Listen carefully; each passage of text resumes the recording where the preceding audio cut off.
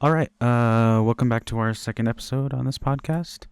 If you haven't already, be sure to check out our first episode, A Century of Nosferatu, up on YouTube. Today, we're going to be talking about two interesting films from director Steven Soderbergh, since his new film Black Bag is coming out in theaters soon. The two films being 2000's Traffic and 2001's Ocean's 11. Probably Soderbergh's earliest films to gain widespread recognition, with Traffic receiving 4 Oscars out of 5 nominations, and obviously Ocean's 11 spawned 3 follow-ups. But yeah, so let's go ahead and get started. I think we should talk about Ocean's 11 first. I don't know about you, Ryan. No, Um, let's do Ocean's 11 first because I feel like I got a lot more to say about Traffic, yeah, but at the same time, like I feel like the Ocean's 11 movie isn't like I don't know. They're both interesting, but let's start with Ocean's 11. cool. Yeah, I was thinking the same thing. I don't know how much I have to say about Ocean's 11.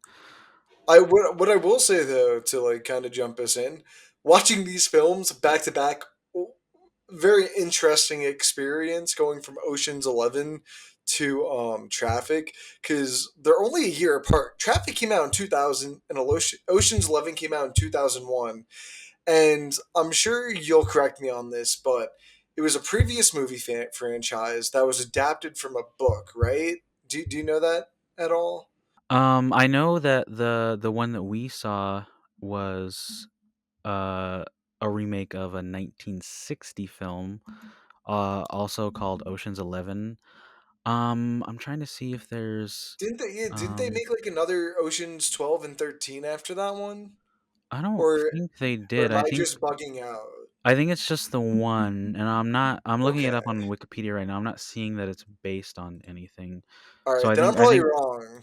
But I knew there was a previous like Ocean's version. film. Yeah. Yeah. Or like a TV show?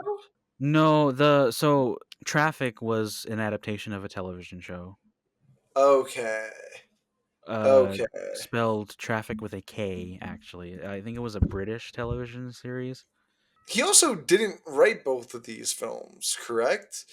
Yeah, no, I was looking at his writing credit and I never realized that he didn't write either one of them and he only directed it. I thought at the very least he wrote one for some reason. I don't think he normally writes a lot of the films that he's directed. I think there's been a couple.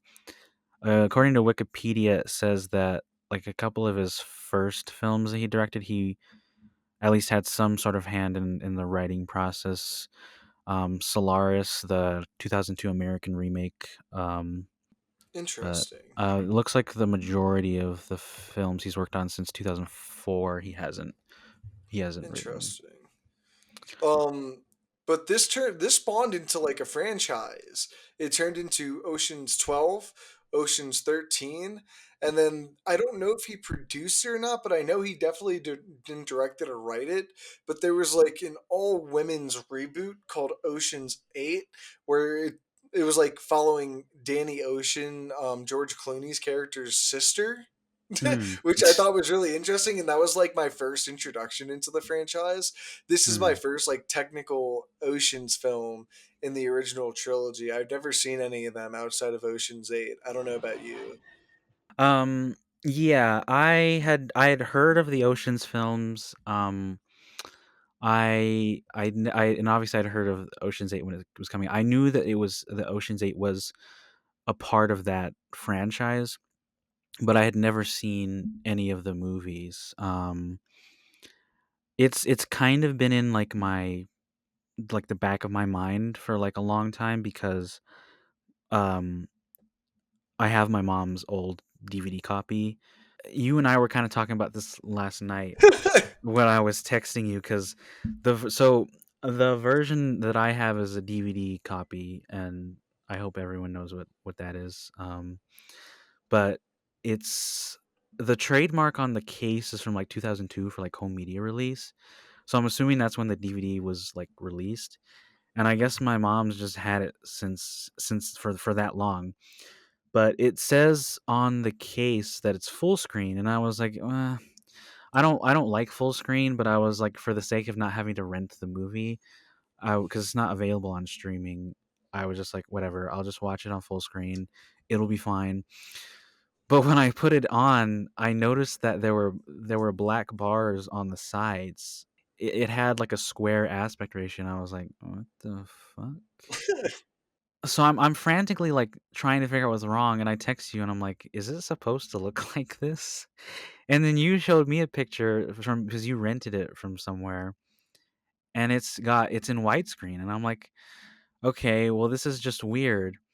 So I looked it up, and yeah, the full screen version of this movie is 133 to 1 aspect ratio, or 4 to 3 aspect ratio. And it kind of makes sense knowing that this movie came out in 2001, because the full screen would have been um A box. s- yeah, it would have been set to fill the screen of like an old box TV. But I just thought it was really funny that I had to watch the movie that way. I was just like, this is so weird. It's interesting that both you and I decided to throw on Ocean's 11 first. But yeah, I don't know. I was definitely surprised by Ocean's 11. Um, I think overall it was a pretty good film, but it is very Hollywood compared to like Traffic. Something about this film that really like took me off guard is I knew there was a lot of stars in it, but you got George Clooney, Brad Pitt, Matt Damon, Julia Roberts, Bernie Mac, someone you don't really talk about too often because he died so long ago at this point. You got Elliot Gold, Casey Affleck. I don't know if you know who Scott Can is from Hawaii Five O, but this and then they just get more and more packed with each one. Mm. But I gotta say, I mean, to get us into the discussion of the film itself, I was kind of let down with Julia Roberts and her I was gonna character say the Tess same thing. Oceans. Like the way she was involved in the story, it felt very generic in a way that I wasn't expecting, at least from a Steven Soderbergh film. Especially like just to go over some of his films that he's done. From 2000 to 2025, since we're talking about him with a black bag coming out this week, you have Traffic in 2000, Ocean's 11 in 2001, Solaris the next year in 2002. I don't even know if you know about Solaris, but this is an English remake of someone's gonna kill me. I can't remember if it's German or which country it was from, but it's a super weird and zany science fiction film that you just have to watch. Just really tonally different films right there. And then you go back to Ocean's 12 2 years later, and then 3 years from that, you got Ocean's 13, and then you got Contagion about fucking a pandemic, Haywire, Magic Mike, Side Effects, which like goes back to like the traffic type film with drug addiction and pharmaceuticals and shit like that. And then I don't know if I haven't seen this film, but have you seen Unsane? I remember this film getting a lot of publicity for the way it was shot, and I think it was all shot on an iPhone.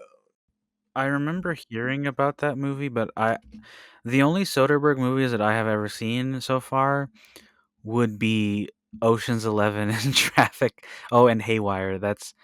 I think those are the only ones I've ever seen. Oh, dude, I'm going down the list just so I can get to presents. I got to talk about it. That isn't a review, because then he made some really weird mobster movie with Don Cheadle and Benicio del Toro for HBO Max. No Sudden Move that came out during the pandemic. He made that movie Kimmy, with I can't remember her name. She played Catwoman. Zoe Kravitz. Zoe Kravitz. And then dude, came back with Magic Mike Part 3, Last Dance. Big fan of the franchise.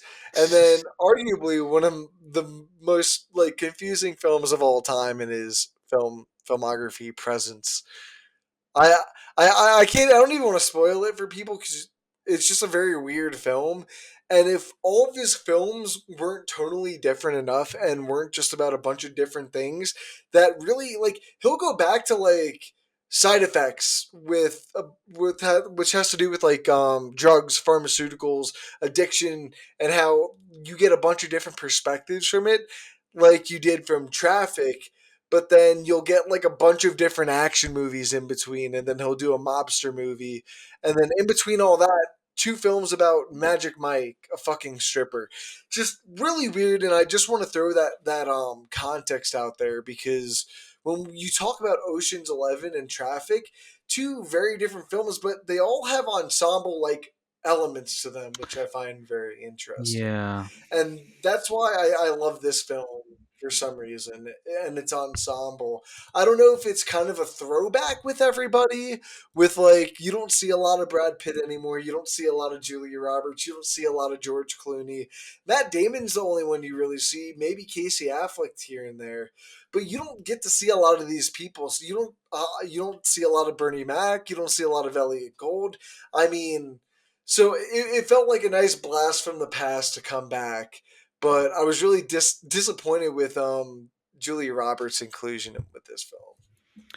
Yeah, I do want to say, like, say what you will about, some of these movies, like Presence. I know you didn't really enjoy that one, but I think overall you gotta give him props for, like, having a very, like, varied career.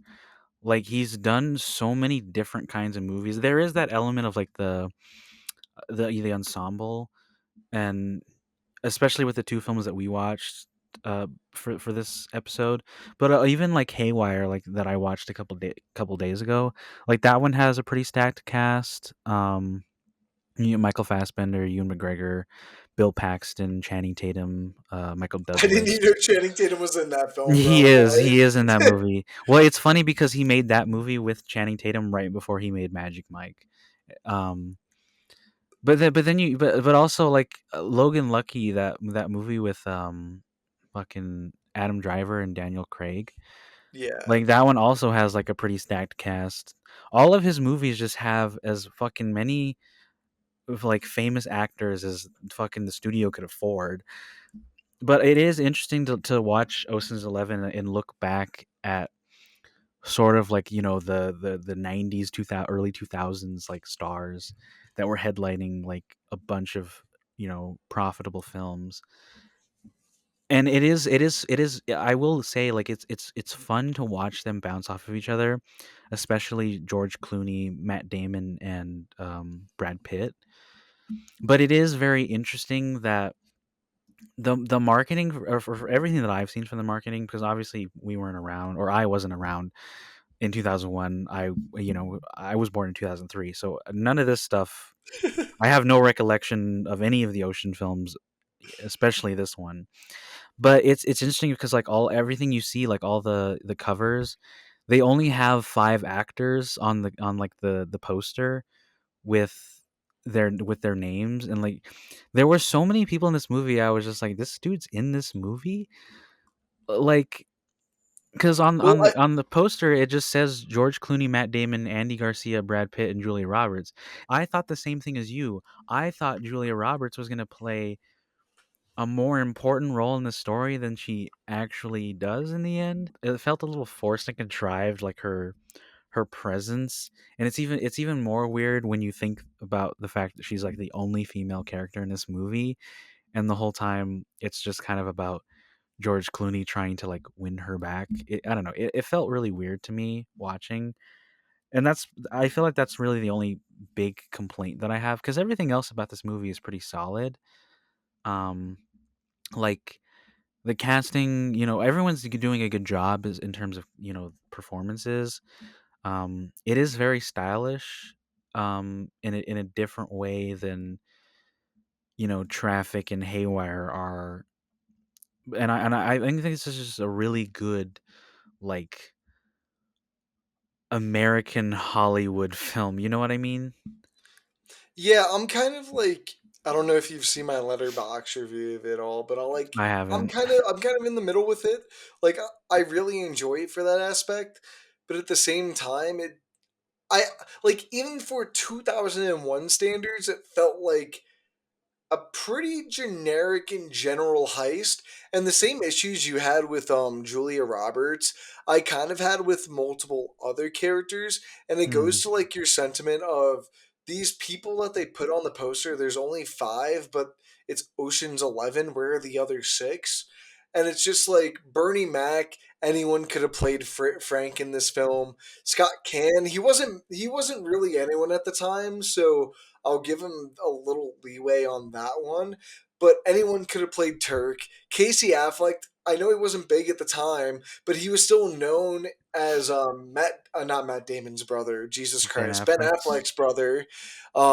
Him and Ben Affleck and Matt Damon are essentially brothers, so you could pretty much call Matt Damon and Casey Affleck brothers to a certain extent.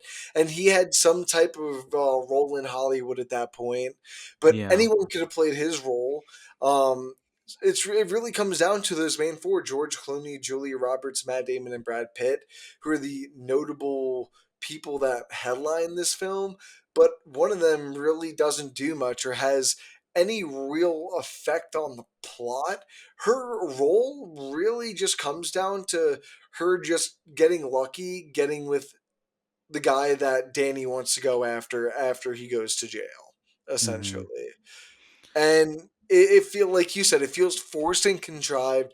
I feel like this is all set up to happen because it needs to happen rather than it feels natural.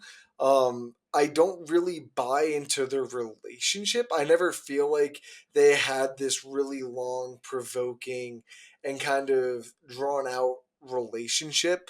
Like, it feels like they talk like they have this really big past or this really deep and enriching history, but I never get the sense of it throughout, and I'm only told it through their dialogue. And then once Hmm. you get to the end of Brad Pitt being like, "Hey, I got your girlfriend in the back. I just decided to bring her for you." It felt so random, weird. It felt very early 2000s, and I think that Yeah. might be my issue, where it didn't happen because the story needed it to happen, but because at the end of the story in the early 2000s, the leading guy needed to end up with the pretty girl because that's who Julia Roberts is. Yeah, I definitely felt like it could have used a little more characterization for her, because the whole time she kind of mostly just spends like, oh, I don't really want to have anything to do with you, and I'm with this new man now, and he'll treat me right. But I kind of wanted to see more of how that's not true, because ultimately at the end, like, that's kind of what sells her, is when, like, he says that he would give her up to get his money back. But I don't know, it all felt a little bit rushed, and I think Julia Roberts makes the best out of it because she's just that talented of an actress. But it did feel very Surface detached. level. Yeah, very surface level. Uh, it didn't really have much to do with the overall plot. Like, I know, like, his motivation is that he wants to, like, prove to her that this what's his name, Benedict, or yeah, Yeah, Terry Terry Terry Benedict. Benedict, he's not good for her, and that she should come back to him. But I don't know. I think, for just because so much of the movie, it doesn't have anything to do with it until the end, where, like, there's that twist. That's another thing. I didn't really understand what the twist was for, It's cuz, funny like, you mentioned that because I was going to ask the same exact thing. It kind of confused me. well, in the moment it feels kind of funny, but then after you start to think about it after a while, it's just like, what was the point of that? Because they make a big scene, where, like, Brad Pitt's character, I think his name's Rusty or whatever, he he's telling Danny, like, "You're out, like, it's too dangerous now because they've alerted authorities that you're here, and, you've been messing with him and his girlfriend." And just to make, Matt Damon's character go in to like assume his role. But at the end, he still goes, and then it's revealed, like, "Oh, we were just fucking with you. Like, this was always part of the plan." And I'm just like, why did you, why? I just didn't understand why the need to do that was, and like they give. It felt extra. Like a Yeah, lot of their plan felt like it needed to happen because we needed to enjoy the experience. It yeah. didn't. It didn't feel like that. All of the plot felt like came together naturally. You know. I mean, I think for the most part it does. It's just No, I'm talking about like the heist and robbery part I specifically. like the heist and robbery part, but it's just what it takes to get there doesn't quite fit. Like the puzzle pieces don't quite fit together. You know what I mean? And Well, I think the plan is just kind of stupid overall. If I'm just going to chime in on it, the what about fact it? that the fact that they all dress up as a SWAT team with a SWAT truck and pull up to the middle of the casino with a Mm, bunch of guns. I mean, it's cool in the moment, but think about it. You're in the middle of fucking Vegas. I know it's 2001, 2000, whichever time that movie takes place in, but you're gonna tell me that no one else like is gonna pull up when so I don't know. It just feels weird to have them like have a fucking truck. You don't see them get the truck. They get all these weapons. And then Brad Pitt, like when did Brad Pitt ever have the time to go get the truck after being on the phone with him? Like the timeline of everything just it doesn't feel right to me. I feel confused when I think about it or how it all yeah, works. and that's kind of the big thing. Is just you can't really think about it too hard. Otherwise, you'll just you'll be running your brain around in circles because not a lot of it makes that much sense when you really get down to it. But I like I was saying before, this is a pretty decent Hollywood heist film. Like the characters all pretty much work together. Like of the main 11, some of them are kind of like, why are these ones here? Um, Well, but that's I the mean, thing. It I think that's more of just like, oh, this person doesn't really do a lot until like their point in the climax is revealed. Because like Bernie Mac, like his character has like a point, but you don't realize it until you've spent so much time not like watching his character do anything, and then all of a sudden he's being arrested by Matt Damon, who's posing to be like a fucking I don't remember the fucking name of it, but the agent that runs, like, I don't know, I guess the casino stuff or well, gambling stuff. that's why like the two brothers like Casey and Scott Turk and Virgil in the film like they're just like bodyguards too all of a sudden. Like how did they get in with this guy already? Mm, I just don't know. It feel like that's the thing is for me I feel like I had an expectation going into this film at the very least cuz I feel like I've heard nothing but great things from about all three of them, 11, 12, and 13. But for me it was way more generic than I was expecting, and I know it feels like I'm hating on it. I'm gonna give it like a way better score than I feel like people might think at this point. But I just wasn't expecting for it to be so by the books, turn your brain off. yeah. Yeah, that's really my thing. Is it just threw me off more so than I have an issue with it because I love those type of movies and I had a good time with this, but it didn't fit what I was expecting coming in, and it pushed me back a little bit. I enjoyed this movie quite a bit. And I think a lot of that's mostly because I didn't really have any expectations walking in, because I didn't really I knew it was a heist film, but other than that, I didn't really know much of what was gonna happen. Um, and so I think I was able to enjoy it more, but minus those issues, it's it's definitely an entertaining film to watch when like nothing else is on. Like it feels like one of those movies that like if you were just like like searching through streaming or searching through like cable, if it was on, you would just be like, oh yeah, I'll watch this. It's I don't feel like it's a film that I would naturally like gravitate towards. Like, oh, I actively want to watch this like again and again. Um, and it also doesn't help that we did watch this right before we watched Traffic, which is a fucking phenomenal film.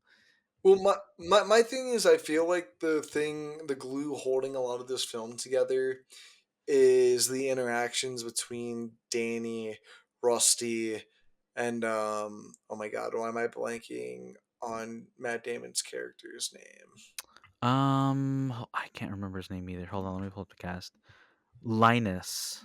Linus, yes, Yeah. Linus. Because why would I remember that name? I think the film wants you to gravitate towards their character dynamics, and in particular, Danny and Rusty's and their friendship, which I think does hold a lot of the film together. But because Yeah. there's so much that isn't there around that, it starts to meander, and for me it felt like it got a little bit old because they didn't start including any of the other characters in on it. Like, it very much just felt like the two of them and their show primarily. And I know it's the Mhm. first film and you kind of have to like build the foundational characters, because I'm pretty sure Brad Pitt's in the other two, so you know Yeah, that I it's think going they're to all back be, in the other two. yeah, the three. I don't know if Matt Damon's in the second. I know he's in the third. Is he not? But That'd be really weird if you. Let me look it up. I definitely know he's in third. But you, at the very least, you get the core foundation, and it's strong enough to get you through the film. But like I said, I just don't think a lot of the plot is there, and I Hmm. just don't think a lot of all of their interactions, their history, and their. I thought the dialogue was just okay too. I didn't think it was in particularly anything out of this world. Hmm. I you know I like mean, I there's felt like there's good moments like the moment like it's got its moments. when George Clooney like in invades the poker table that Brad Pitt's. I guess he's like teaching them how to play poker because they're just a Yeah, bunch of the dumb like actor. 20 years olds. And yeah, like that stuff was I found pretty intriguing. I like the stuff when they go talk to that like cigar guy, Ruben, I think his name is. But then there's other moments where like when Don Cheadle's character with the fucking dumbass British accent, um Basher is his name, yeah. He like when he's telling them about like how like their original plan with the detonations or whatever to like get the power to go down when that wasn't gonna work, and he was like talking to them, and I was just like, this is going on a little too long. And then and it's also a useless conflict because he kind of like gets over it. Like they overcome that hurdle relatively like in the same conversation they overcome it, and also it felt like an excuse to like pad out the runtime so that a random assortment of the 11 could go rob this science convention or whatever to fucking get like the biggest um electromagnetic pulse in the fucking east coast or whatever. I like that stuff is weird to me in terms of dialogue and in terms of like plot logic, because it's just like, why did you bring the Chinese guy to this? And then I just stopped thinking. I was like, well, it's so that he can get his hand slammed on by the door, and then later when they're trying Because to it needs detonate to the happen, bomb. bro. Yeah, and then because later on when he's in the vault and he's putting the charges on his fucking, I guess whatever, his gauze wrap can get stuck in the vault door. Like it's Because stuff like he that. can't just rip his hand out of the gauze. Yeah. By the way, the gauze like literally just has to get stuck because fuck it, right? Yeah. And it's like in the moment those things are like, oh, that's kind of, interesting or funny, but then when you stop to think about how all of them connect, it's not, it doesn't work very well. Um but Well, yeah, no, I like mean, that whole bomb moment is so stupid, bro. I mean, the bomb just doesn't work. It literally just stops working, and it well, just no, it's stops because working because it's it's a because joke. no, yeah, it's because no, it's not because of it's a joke. It's because, well, I mean, that's part of it, but it's like a two-parter joke. You know what I mean? Like part of the joke is that his hand is stuck in the vault doors somehow. Like somehow wherever he's holding on to, the material got stuck in the vault door.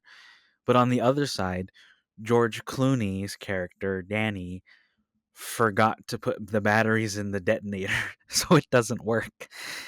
And it's just, again, in the moment it's kind of funny and it's kind of tense, but then when you stop But to you think can't tell about me it, these are the smartest guys in the world and they can't remember to put a fucking battery pack in. Like, come on, bro. Like, I get it, and but it's like the little shit like that, and it's not like trying to be nitpicky, but it's like it's littered throughout like that, and it's like, come yeah, on, we can write better than this. yeah, it adds up to, like afterwards when you're thinking about it and you're like, maybe that wasn't as good as I thought it was. I don't know. Again, it sounds like we really don't like this movie. But that's not true. Like it's a good movie. I I enjoyed watching it. Sometime, you know, in a year or two, I'll probably watch it again. Maybe we'll watch the next two, um, or the next three. I mean, um, I don't know if I want to watch Ocean's 8 again, bro. oh, I'll I be heard that honest. one wasn't very good, but It was kind of just boring. Like, I'll be real. I remember watching it and I'll be like, oh, dude, all these like great women actresses for it to be the most bland. Like, it's literally even more generic somehow than Ocean's 11, and it came out like 18 years after. that's hilarious. Um, but I say let's just like give our little ranking, a little rating out of 5 stars, before we move on to traffic, because traffic is going to be a dense conversation. I feel Yeah, way more dense than this at the yeah. very least. And I want to throw out there, I love that Topher Grace is just in both of these films. Oh yeah. I'm a huge Well, Topher yeah. Grace fan, and I didn't know like he had a much bigger role in Traffic, but he has that little funny cameo that he's a dumb actor that doesn't know how to play poker Poker. in this film. Uh, so for me, Yeah. I'd give it 3 stars out of 5, even though it sounds like I'd probably never recommend this film to anyone. But like you said, I thought it was a good time. Um, how long does this movie run? Like 2 hours, an hour It's like 50? it's an hour and 57 minutes if I remember correctly. Probably like 10 minutes too long, if I had to Yeah. say.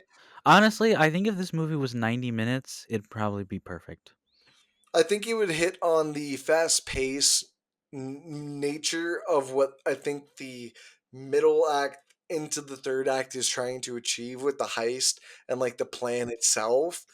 Yeah. Um, but I think it kind of just gets lost in all the not very convincing character dynamics between everybody. That some were interesting, some weren't. But what would you grade it? I'd probably do a 3.5 out of 5 stars. 3.5 is sort of what I reserve for, like, entertaining movies. Like they're not, I wouldn't call them like good, but they're a fun enough time. You know what I mean? That if for people who like those kind of like, you know, comedy heist stuff, like I think people will like it's a good popcorn movie. Yeah, it's fine. It's fine writing, being acted by really great actors, being Yeah. directed by a really good director Hmm. with like a mid tier script, Yeah. and I'll be honest, like the cinematography is kind of just in the middle. There's nothing spectacular about it. Um, so that's really what I feel like the film is as a whole, and I think that's what you kind of have to watch it as going forward or going into it at the very least. And I had a good time with it, you know. Yeah. I mean, yeah, I agree. It's a perfectly fine comedy heist film starring all of your favorite late 90s, early 2000s actors. Anyways, going into traffic, cuz traffic is essentially like the complete opposite Opposite, of what we totally just talked different. about.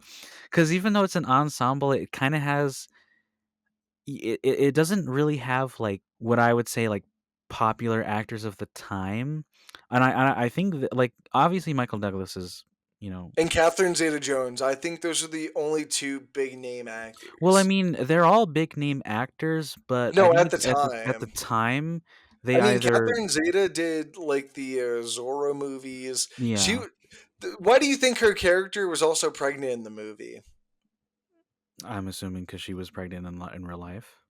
with Michael Douglas's child? That's Yeah. funny. Um. But yeah, But I mean, I think that Catherine Zeta-Jones is probably the only, like, actress that, at the time was probably in, like, the height of her career. I think Michael Douglas is, because he's older, doesn't really count for him. Even though they're big names and they're, like, big names today, like, I don't think anybody really knew who Benicio del Toro was, um, or really knew who Don Cheadle was. no I one will knew s who Luis I Guzman was, and I love the guy. I will say Don Cheadle a lot better in this movie than he was in Ocean's 11. I'm sorry, but the British accent is so hard to, like, it's so distracting to me, I know. and every time I he opened his know. mouth, I was just like, God, well, like, why did you make him British? Like, what's the point of him being British? So he can say governor? Like, that's so fucking dumb. Anyways, we're done talking about Hey, Ocean's dude, 11. British equals funny. Don't I forget I that. guess. But yeah, I really enjoyed all of the performances in this movie. Like, even from, like, Topher Grace, like, he's a side character in this movie. He's like a cameo in Ocean's 11. But in this one, he, like, I don't know, I felt like all of the performances were really natural, and there's not one that I can really single out as being, like bad or not on par with the rest. Um I think I definitely the standouts would be Michael Douglas, Benicio del Toro, and Catherine Zeta-Jones. I think those ones are probably, and I mean there are, like, the main, because it's broken down into, like, those three separate storylines that are, like, kind of connected, and so it's mainly, like, Benicio del Toro's, Javier's story in Mexico. Then it's, Michael Douglas's with, like, the war on drugs and his daughter, and then Catherine Zeta-Jones dealing with, like, her husband and all that stuff. And so I think those characters are, like, really well cast, and they, like, do they're the most memorable. Yeah, I think the best way like to talk about this film is to just kind of talk about each individual plot line because they all do connect. But Which one is your like I favorite? that's the thing is I think the reason why this movie is so amazing, I think me and you have like kind of singled out our takes about how much we love this movie already throughout the podcast. But there's something like I knew this movie got a lot of Oscars. It got nominated for a lot of Oscars. It won a lot of Oscars. Um, and I actually thought this movie was about something way different and not drug trafficking. And I Like, think just now, or no, no, no, no, no, no, no. Before like I watched the film, like I read into it, like I had mm, known not much about it outside of its awards. mm. Um, but it's just crazy because I still think that this film is probably still more relevant than ever 25 years Well, later. it's funny because I was thinking the same. So when I first saw this movie when I want to say 11 or 12, so I think I, like, Wow. just started. Why? Well, I'll tell you why, but I've never seen this. This is my first time. this is what you've never seen this movie? I No, thought you yeah, said you this is had. my first. No, this is my first time I've ever seen I Traffic. could have swore you told me you had seen it before. No. Well, yeah, but here's the thing is that when I first saw it, I I remember distinctively disliking it, and I think it's because I didn't understand what was going on. Like, I understood that it was about drugs and stuff, but I didn't really understand, like, what the point of it all was, and I was just The like, inner dynamics. yeah, and I was just like, there's three different stories going at the same time. Like, it was too much for me, and 11, 12 years old, things just go like right Yeah, over. yeah. But it's funny because I remember I saw a trailer for this on, like, some other movie, and then I asked my mom, like, because I used to go to the library and, like, get movies, and so I grabbed it and I was like, "Hey, can I watch this?" Because I had to like run it by her because it was an adult movie. I think yeah, it was rated R, and so I was like, "Hey, can I watch this?" And she was like, "Oh, I remember that movie. That one's a good one. Yeah, you should watch that." And then like halfway through, like fucking Michael Douglas' daughter is fucking getting railed by this fucking drug dealer, and I'm just like, why did she let me watch this? But I think it's because, well, I think. Oh, bro, I can just picture like 11-year-old you, because when I got that scene, I even said like, "What the fuck?" And I can only imagine like a little 11-year-old you watching this and be like, "Mommy, why is she just there, like kind of Well, I didn't almost watch it with. Well, no, unconscious?" I didn't watch it with her, but I remember like I was watching the movie and just at different points, and I was just like, I don't think my mother knows what this movie is about, and I think I think she like had forgotten because by the time I saw it, like 2011, 2012, this movie was over a decade years old, and I think what she thought was that there weren't things in it that a normal parent would be like, "Oh, you can't watch that." But also at the same time, I think she wanted me to watch it so that I would understand that drugs are bad. But that's not I feel like that's That's not not what. really what the movie's about. I think I'm Yeah, pretty sure it's an indictment on the war on drugs, which is so hilarious because I've argued with my mother about the war on drugs because she thinks it's a good thing. And I'm just like I can't understand why she would have let me watch this movie other than that reason, which I just find hilarious because it is all of these stories are like everything is so like morally gray. I'm like you cannot I don't think you can look at the movie and just be like, "Oh yeah, this is a drugs are bad movie." You know what I mean? you really bring up a great point on like the film's stance on the war on drugs, because it's really saying that ultimately there's no winners, there's really just losers. Going back to like lines that really resonated with us and like I feel like is the overall what the film is stating is, I think it was like 20 minutes in, and it was the guy that Michael Douglas's character is taking the job from, and he gives him the envelope speech where Mm. he's just like, "You're given two envelopes when you get this job," and they're both like kind of like pulling the red safe card or pushing the red button as like a safety net, and you take the first one, and it's your predecessor admitting to all their faults and why they are in the situation that they're in. And if that doesn't work, the second card is having you write the same two letters, and it's just an ever repeating cycle. Uh, Yeah. the war on drugs, like it's not only the drugs that kill you, but it's the people that sell the drugs. It's the people in the government that are trying to protect you from the drugs. It's everybody. So that's what I found really interesting the most from this film.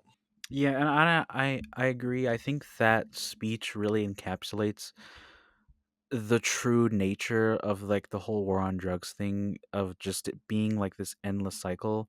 And there's a lot of points like especially with Michael Douglas's character where he's talking to a like some of his aides or someone else who's involved in this process where they're just kind of flat out saying like, yeah, this is kind of how this works, and there's nothing much that we can really do about it. And I just thought that was a very interesting stance, especially for a movie that came out in 2000.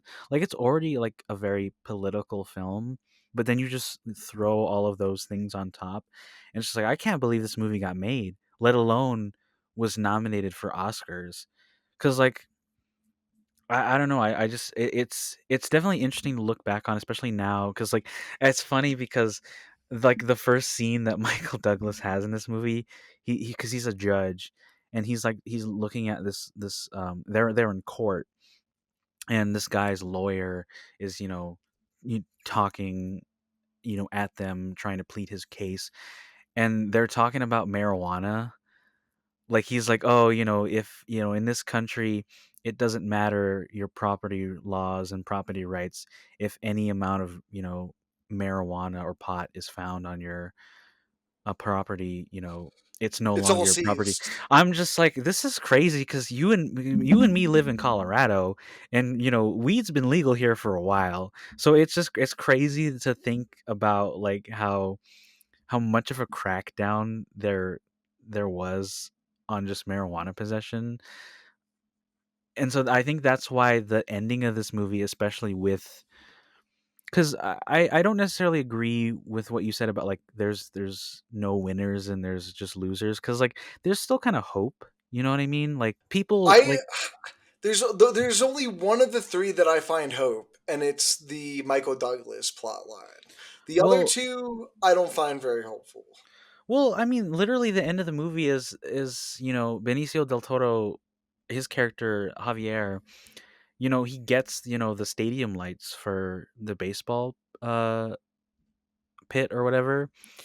Like, I feel like that's pretty hopeful. Like, it ends on a hopeful note because his character has, that moment of like, I did something good, something changed, something we did something good for a change. And then Michael Douglas' character, he realizes that his whole stance, as a judge, as a politician on the war on drugs was wrong, given what he's going through with his family. He's like, I I can't do this. I can't have this stance anymore. I need to go home. I need to be with my family.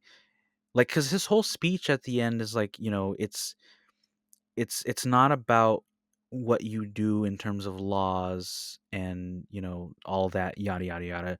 It's comes from the home, from your family. And then when him and his wife go to that, addiction, uh what's the word I'm looking for? Like, like the Alcoholics Anonymous type thing for addiction. Like AA meetings, yeah, like the like meetings. when they go there, and like his last line is just like, me and my wife here are here to support our daughter, and we're here to listen. Like, that's such a powerful line, and I think that encapsulates that whole thing of like hope. And like it's not a legal issue. It's, an individual personal issue. You know what I mean? Yeah, I think you bring up a really great point. Because I'll talk on the like the father plot line, I guess we'll say first, and the daughter, since we're on that one, because I do find that to be the hopeful one. The ending line is just bringing back. I'm almost certain it's in their storyline, but there was a quote at some point in the film. I want to say it's like halfway in, or like in between the first second act transition, but someone's talking about how do we support somebody with addiction, and or how do we support our children who have an addiction. And the character in the scene was mentioning the fact that what can we do to help them? Do we not bring up this specific thing around a parent? Is that a trigger? When the whole point is we shouldn't be worried about what we're saying wrong, instead of not saying anything at all and just listening.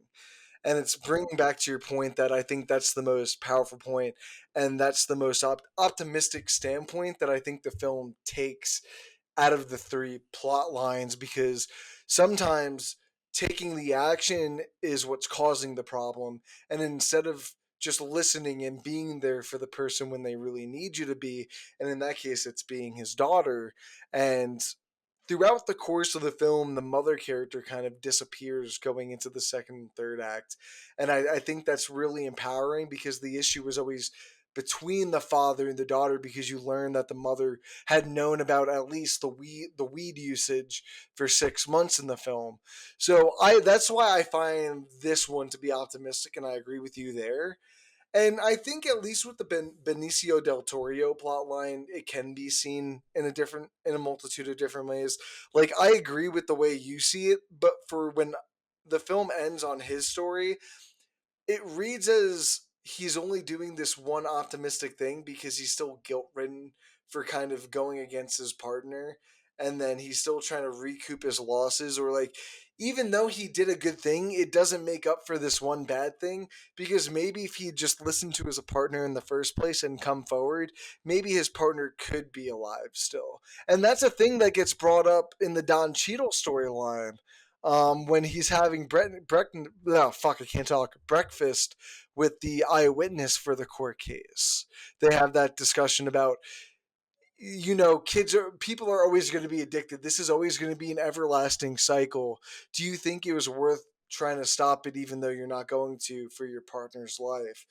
And that's how I kind of interpreted the ending, that this is only the next step into like the justice he feels for his partner, because even though he was the true quote unquote face of going against the two, like, oh my god, crime families. Why can't I think of the names? Drug Juarez and cartels. No, Tijuana. cartels. I couldn't think of the name cartels, but Yeah. he was ultimately the one to come against the cartels. But was that his partner's wife or sister? I couldn't remember. But when he went I to think speak it's there supposed to again, be. I think it's I supposed to thought it be was his his wife. sister.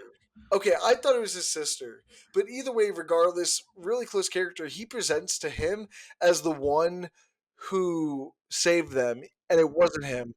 But even the sister says, "I don't believe you," and that's how it ends. So that's why for me it feels a little bit more pessimistic than at least the judge and daughter storyline. And then the Catherine Zeta Jones is just completely negative. I mean, Dennis Quaid, he gets assassinated at the end. Her character goes from not knowing to about any of the business to pretty much co-leading it with her husband. And Yeah. all you end up on is Don Cheadle bugging them. And who's to say like all of this film is about the police being in on it as well? Who's to say the Americans aren't in on it? It's very clear that the Americans are in some way, or they could be. So for me, it's just like, oh, cool. He put in a device to catch them, a plant. You But mean this a film, bug? yeah, bug, like the little circular thing. But the film's telling you like, why should you believe that that's gonna work? You know. So I think that the I film mean, I don't. online has a Yeah. different taste. I don't disagree that there is a natural, like, an inherent, like, pessimism to all the stories, like, especially, like, the ignorant housewife, taking the lead and sort of becoming, that co-leader of, this drug distribution. But I mean, at the same time, you can't really deny the even like when I say hopeful, I don't mean that, it's like, oh, this is immediately gonna go well for all these characters. But I think you can see that sort of like spark of, like, there's a way to at least try and fight for change and try to get things done, with the Don Cheadle character, being able to plant the bug. Like, that, at least, that story is going to continue, and there might be, progress on, the fighting on that front. And at least as far as the Javier storyline, I think with that one, because I don't think it's all about guilt, because the whole time Benicio del Toro is it's very obvious he's not really, vibing with how that General Salazar is handling the situation. And he's getting really annoyed with how Manolo, his partner, is becoming, further entrenched in sort of the way that they're doing things. And he is very protective, and in the end I feel like it is more Manolo who, because, yeah, it is Manolo's fault that any of that happens, because, like, Benicio del Toro or Javier, he told him, you you got to keep your mouth shut. And at that point, like Javier was already talking to the DEA or the whoever those American agents were. So I feel like regardless, he was kind of gonna turn, but it was just the whole thing with Manolo pushed him over the edge to like really be like, I'm gonna give you all the details, take them down, all that kind of stuff. Does that make sense? No, I get what you're like you're saying, and that's why like I feel like each story has a they obviously all have a different outcome, but Yeah. tonally and what they each are telling you something different. And I think that's what's really unique about the story itself. They're all saying one saying there's a little bit of hope, one saying, you know what, there's hope to be found, and then I, with the Catherine Zeta Jones one, her entire story is about how everyone just fucks her over. I Yeah. mean, Dennis's Quaid's character could have said, like, if she had the $3 million to protect her and her son in the beginning of the film that Dennis Quaid's character took, that you find out later. I mean, I guess we should have put like a spoiler tag or something, but fuck this at this point. Bro, these Um, movies have been out for like 20 plus years. yeah, I know. If you I have not, sorry, know. if anyone who's listening, if you haven't seen these movies and Watch you're it. gonna get angry about spoilers, like nobody gives a fuck. Like, I'm sorry, but like don't watch a podcast or don't listen to a podcast that talks about movies that have been out for like this long and that you haven't seen. Like, you know what I mean? Anyways, continue what you were saying. Like with Dennis's Quaid's character, if he just gave her the 3 million, who's to say that she doesn't go down the same path? And the oh my god, I forgot the character that gets assassinated. That's the informant. Who's to say that there Eduardo. wasn't another way Eduardo gets assassinated? You know what I mean? The Hmm. dude clearly has connections. So like my point being is he couldn't give her the $3 million. There was a scene in the beginning where she's talking to Dennis's Quaid's character about how no one will talk to her. I think it's the same scene actually, where no one's Yeah. talked to her. Then her neighbors are treating her husband like he's Pablo Escobar, and everyone's against her. So the only one that can help her in this situation is herself. And so everyone around her that isn't the government created another like powerful person in the Yeah. cartel business. And so that's why I find that one to be so much more pessimistic with how it also leaves off at the end is that like no one helps her and it just creates more problems.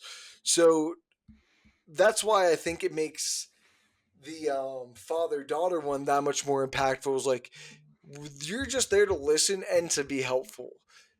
Hmm. You can see when you get no help, you can become the bad guy. But then if you get help, you can also get shot.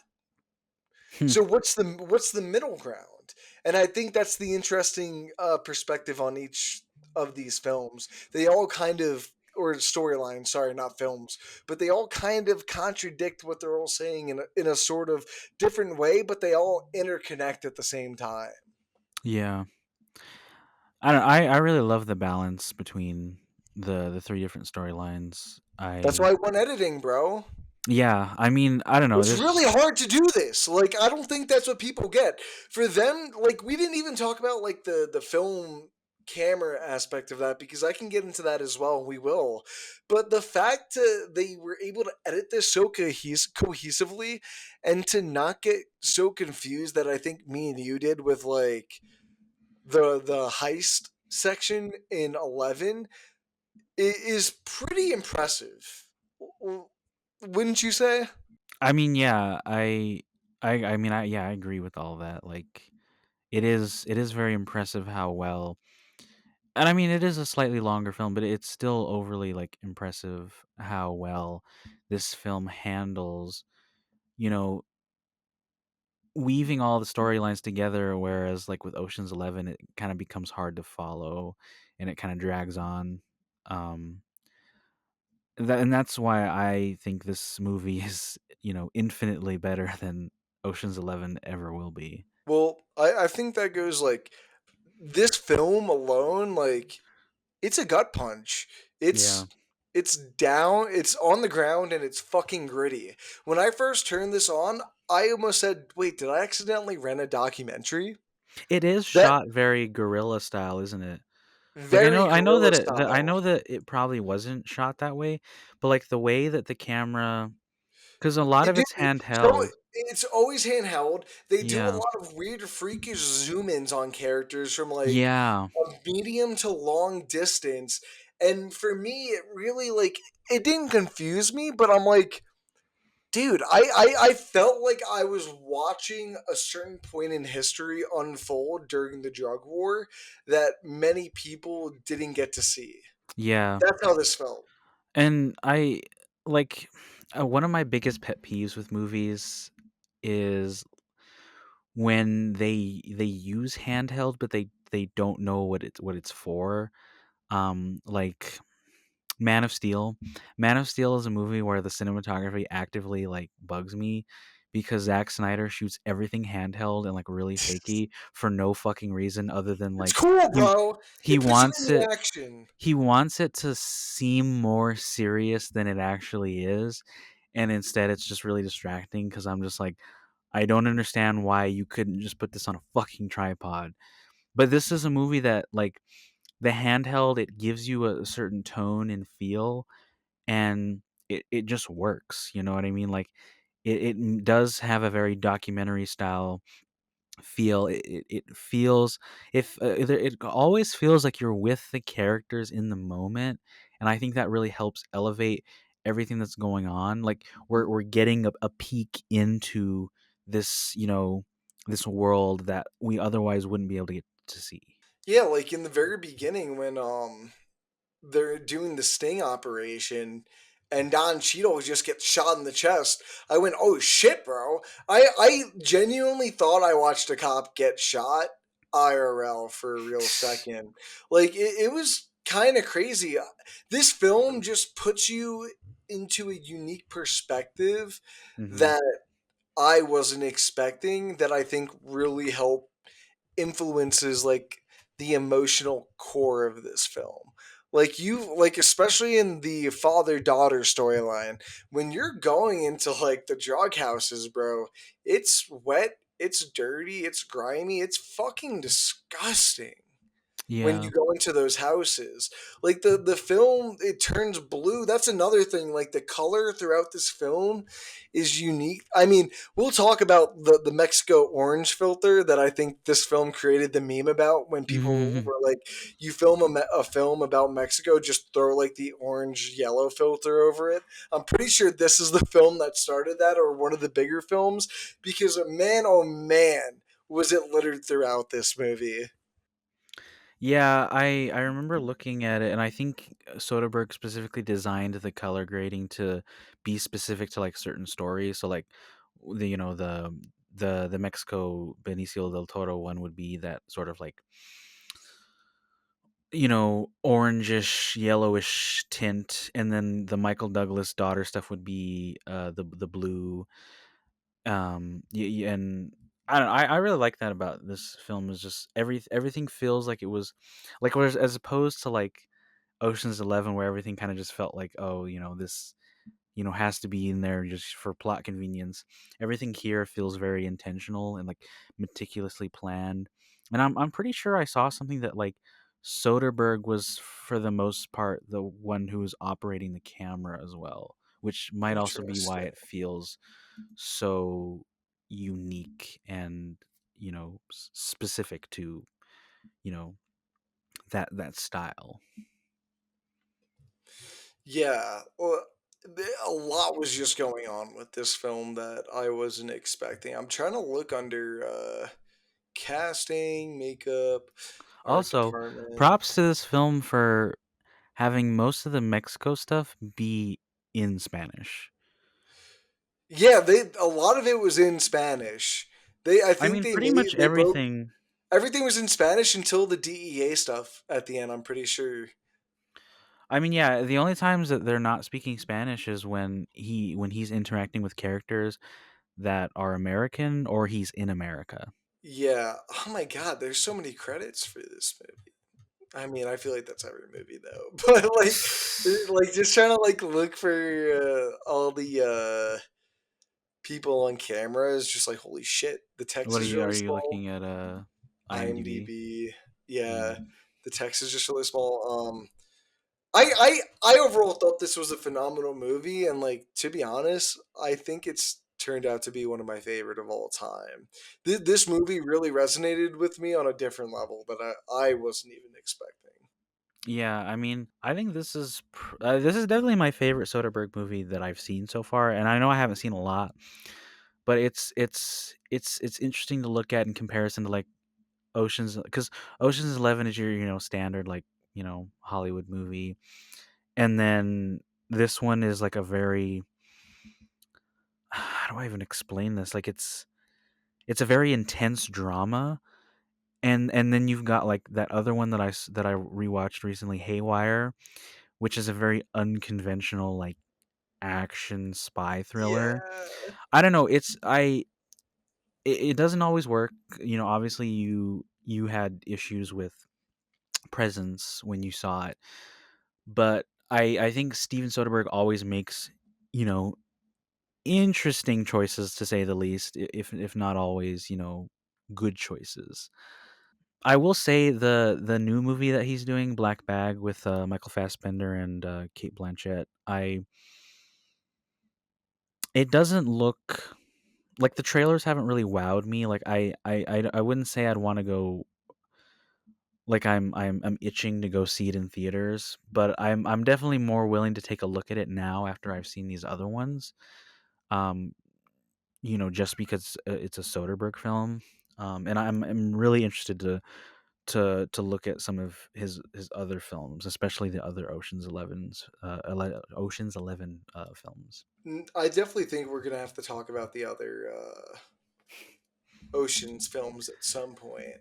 But Yeah. like, he's just got. I think Steven Soderbergh overall just has a really interesting filmography because he touches a lot on real life stuff, pandemics, the war on drugs, gangster films, strippers.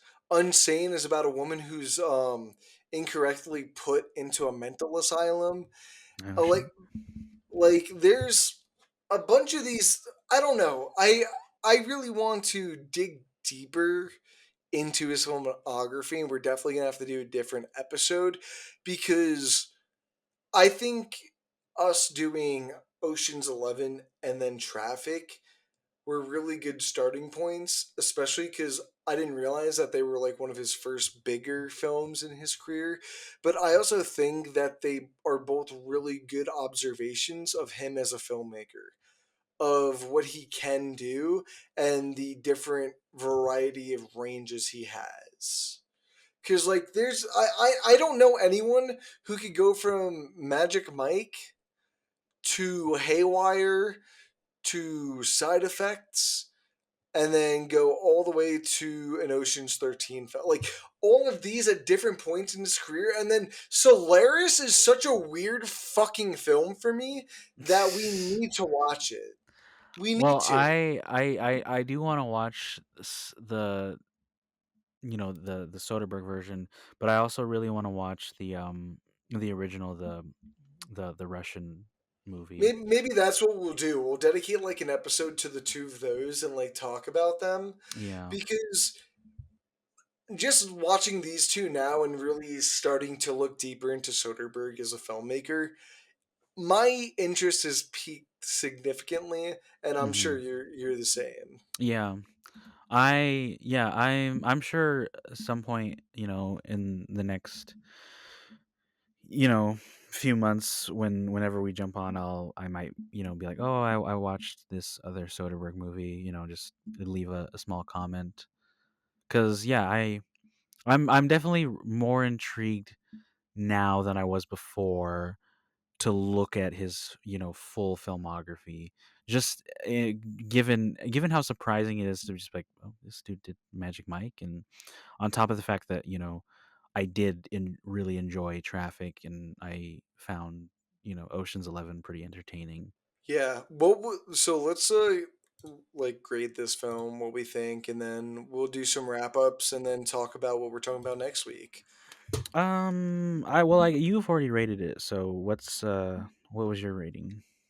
Fucking 5 out of 5, baby. Into the moon. I'm shocked it didn't clean at the Oscars 5 for 5. Um, I I love this film. It's a new favorite of mine.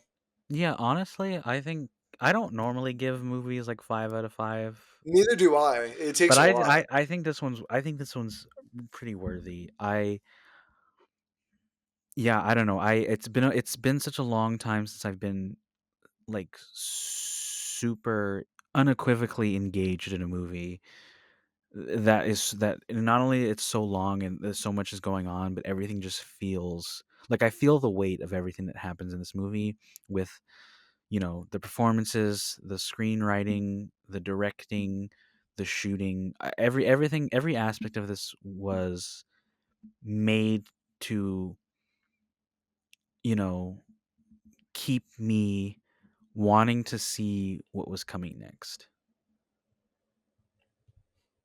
Yeah, I absolutely agree. And we don't have it in like the schedule for like the next month or two, but I think maybe over the summer or something we could definitely like check out some more, like do a Solaris comparison review I and would see love like how to. it does. I Well, think that'd be because really interesting. I was definitely interested when we were taking editing and we watched like the two trailers. I know we were supposed to watch the original Solaris. I never got to it, but I I definitely would be interested, like over the summer, just doing one episode completely dedicated to comparing the two. Yeah, absolutely agree. What what are we watching next week? Yeah, so next week we are going to talk about some Disney remakes because, as you know, the new Snow White remake is coming out. I think Ugh. the ones, unless you want to change them, the ones that we have that we're going to be looking at are the Jungle Book, the John Favreau movie, Tim Burton's Alice in Wonderland, and Mulan. It would also, you don't have to, but it might be a good idea to watch the original ones as well. Um, but yeah. I can definitely tell you one of those is interesting. Yeah, I'm sure the cherry pickers can pick the cherry. yeah. Yeah, I'm excited to talk about those. I have a lot to say. I have a lot to say about those movies. But yeah, yeah.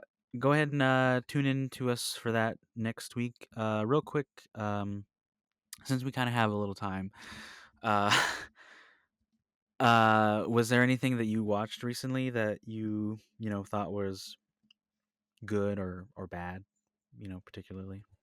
I'm definitely not like pulling up my letterbox because I watch too much and like I can't really remember. Oh, wait, you said did you say it has to be good or bad? Either of the two. All right, because I got a bad one and then a medium tier one, and they're It both like also horror. They're both horror films. Yeah, it also doesn't have to be specifically a movie. It could be like, a TV show or something. Anyways, Well, what are the two horror films? I'll talk about this one because I feel like you haven't heard of it at all. It's called Bone Tomahawk. I love that movie. Have you've seen it? Yeah, I saw it when it was on Hulu. I don't know if it's still on there, but No, I had to rent it. I thought yeah. it was just okay. I was You kind of thought it was just underwhelmed by okay? it. I love that movie. It's such a great genre blend, and it's funny too. Like the three main characters, Kurt Russell, what's the name? The dude from The Conjuring and Aquaman. Oh, Patrick Wilson. Yeah, No, Patrick wait. Wilson. Yeah, I Yeah, think that okay, is. Patrick Wilson. Yeah, yeah, yeah, And yeah. I'm trying to remember what the deputy's name is. Hold on, let me. It's the dude from Step Brothers. Richard Oh, Richard Richard Jenkins. Jenkins, and then Matthew Yeah, Fox. Matthew Fox from Lost. Like, fucking, I love they have great chemistry. All of their scenes together, all of their interactions are super fun. Um, the action, like the horror elements are pretty good. Like the I don't want to spoil too much, but you know the the antagonists of the movie I found were really, interesting. Um, and I thought they were like effective antagonists. There's some there's some pretty gruesome stuff, like especially at the end, um, when they sort of have like their face off. But yeah, I like that movie. I think it's pretty good. Well, but what do you not like about that movie? Another movie where maybe I should just stop reading descriptions of films or something, or maybe like I don't watch a lot of new trailers. Like maybe I'll watch like one of like the five they'll drop, and it's usually the first one because they usually don't drop too much info in them sometimes. But I decided to watch the trailer and like read the description for this, and it just turned out to be a buddy wrote like film for a good portion of it, and it kind of threw me off. I wasn't really expecting that, and I'm agreeing with your points that I thought all four of them did really good and they had really good chemistry, and I think that was the really main highlight of the film outside of the really cool like visual effects. I Mm. thought the opening really drew you in well, but it felt like for me it feels really weird. Like okay, maybe I just don't understand this part, but are you telling me that they would travel 3 days on their feet to track David Arquette's character down for like destroying their little circle ritual thing? Because that's how I read it. Is once he destroyed it and escaped, they just tracked him down to the town that he was ran by fucking Kurt Russell. And then watching them go on that trip, I'm like, there's no way these fuckers tracked this guy down for 3 days. Well, I I mean, don't believe part it. of it's supposed to be mystical, so I didn't really question a lot Wait, of that. mystical? What? Bruh, what do you mean? What do you mean? Why are you so confused, bruh? They literally have like a fucking shriek that like there's like a fucking Well, they tube that's explain that. It's not. well, yeah, I mean, yeah, it's explained, but it's still like it's not natural. Well, it's not mystical either because they did it to themselves, and it's not like some sorcery or some shit. They're not. It's just like some weird Frankenstein type shit, Well, I you mean, yeah, know. not to that level, but I feel like part of it is kind of supposed to be, what's the word I'm looking for? I I thought the concept was like cool, and I thought they had all the right pieces. I just don't know if they had the right budget. It feels like a lot of it was just budget constraints. Like even once they get to the cave where they all live, it's like there's only seven of them living there, and Mm. they only have to take down seven. I don't know. I didn't feel like they were ever in much trouble when Patrick Wilson is in a crutch most of the time, and he's the one to kill pretty much everybody. Like to me, that I'm just like, dude, how are you not dead yet, bro? You literally keep falling every time you get up. Like, Hey, he's please. survived. He survived fighting Aquaman, and he survived demons. So I think at this point we gotta just let him do his All stuff. all I know is I would laugh if she decided to leave him after that film. Like she's just like, you know what? Just like Matthew Perry's character, I can't live being a cripple. She can't live being married to a cripple and just leaves his ass. Because there's no way my dude's getting back to camp with that leg, right? I mean, the deputy and the others are with him, so maybe I feel like it's pretty plausible. It's only the deputy and his wife. I will say it was pretty fucked up when they walked past like the limbless pregnant women with the shit in their eyes. I will say that. Well, maybe we shouldn't talk about this kind of spoilery, but Oh, now you worry about spoilers. well, I This said movie's from 2005, bro. no, it's not. Oh wait, no, 2015, right? Yeah, Yeah, 2015. well, That's still bro. That's still a decade ago. The fuck you mean? okay, maybe you're right, but I think this movie is good enough, and since it's not like the main topic of discussion, I think we should just I think it's worth a not. recommend. Yeah, I think it's worth it if you like you know genre blend. It's a It's a blend. Western horror. Yeah, it's a Western horror buddy cop. If you like those, if you like one of those, there, It's as weird as it I'd, sounds. I'd give this movie a watch. I enjoyed the story. I enjoyed Too the long. characters. Too long.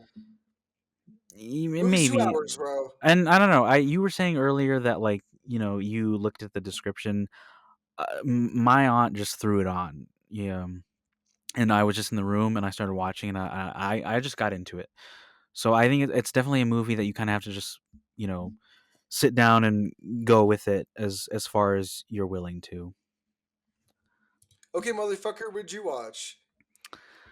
I haven't really watched anything other Of than the course you two have. movies that we just talked about. I mean, I guess I started watching the Daredevil revival.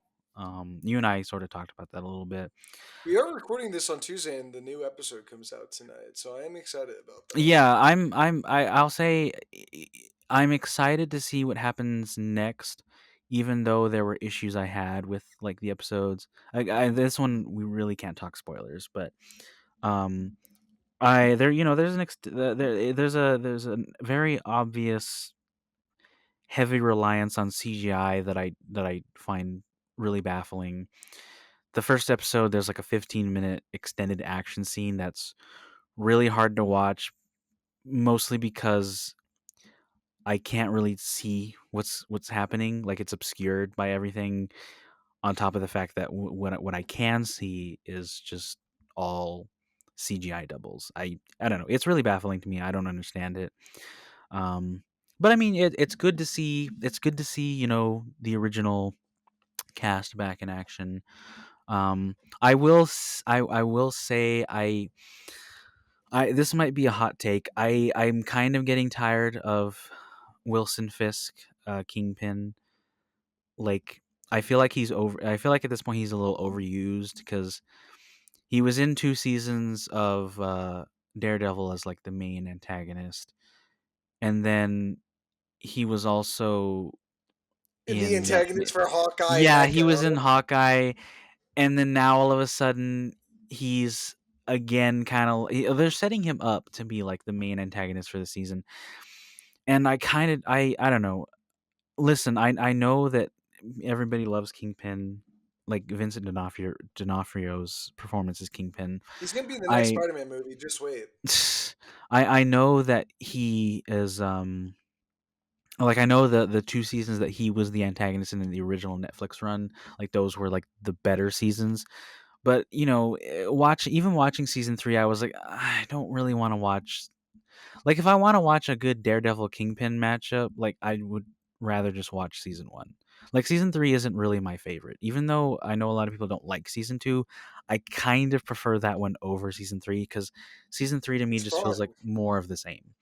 And that's really what I hope.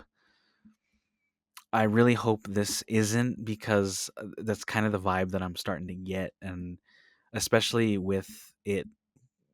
This isn't really a spoiler because it's kind of in the marketing. The whole thing about like the born again thing where like he's put up the cowl and now he's back.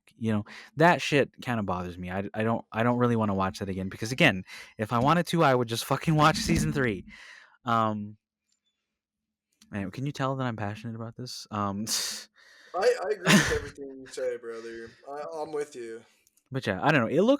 It's interesting. Again, it's not horrible. I'm definitely curious to see how they're gonna reintroduce the Punisher because I do really like John Bernthal as that character. But anyways, that was pretty much all that I've seen in the past week. I've been oh no, that's not true.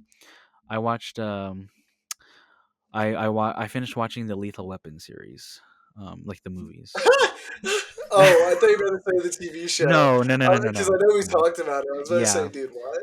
yeah. I finished watching that. That was That's another thing we should talk about too yeah, because I love the definitely. first three. Well, I want to watch the director's cuts. They're not So much different from what I remember. I'm intrigued to see the differences. I will say just real quickly, like I think I think my favorite was Lethal Weapon 3, and like if I had to rank them, I'd probably put 3 at the top, the first one, then the second one, and then the fourth one. How Yeah, how we would don't you rank remember. them? Probably the same. I really just don't like that last one. It's not good. I to be fair, I was drunk and high when we watched because I was watching them with my dad. Um, You need to be watching that, bro. You need to be. It's but it's not good. I'm sorry. but yeah, I was a little drunk and high when I watched Lethal Weapon 4, so I kind of fell asleep like as the third act started. So there's bits like I don't remember too much. Like I remember Jet Li's in it, and like Renee Russo, she's pregnant or whatever. But I definitely need to rewatch that one again because I don't I was so like yeah, I was so out of it from the alcohol and the weed that I couldn't really like concentrate on what was happening. You know, it be like that sometimes, though. We all got to go Yes, through the motions, Leo. it do. And Um, this is why the war on drugs is wrong because you don't get to feel that way. That's exactly, all, guys. folks. That's the lesson Heroin, for today's episode. heroin bad, cocaine bad, crack bad, heroin Unless it's bad. prescription Adderall. Only See, when a prescription Adderall. Definitely not pharmaceutical mine. company makes it, it's good for you.